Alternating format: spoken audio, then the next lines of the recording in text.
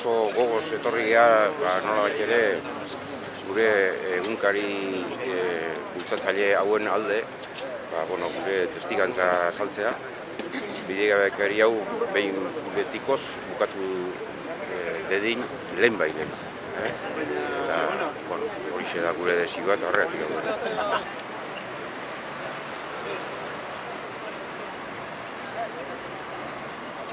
Igual, 3-4 momentu bat dira benetan impactanteak izan dianak eta guantzat nigan alako zierra sortu zutenak.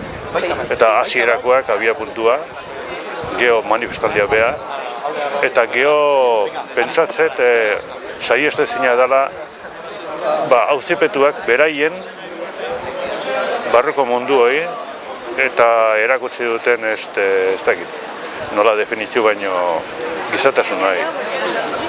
Hoi ere kontutan hartu dela. Eta batez ere, hitz batekin injustizia.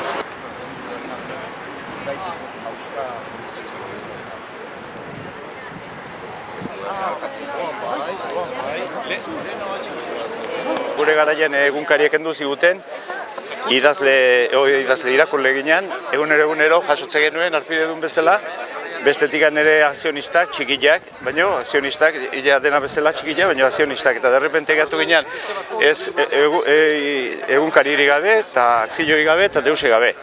Eta gero bestetik hau hain absurdua irutze zaita hau, egoera hau, hain absurdua.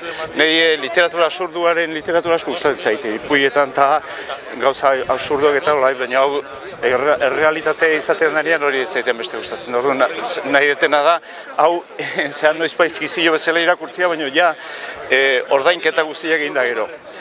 Absolbitu eta gero gaina ordainketa guztiak sekula ez dituzteiko, baina ez dakit, absurd gehiago esaterik ez daukat.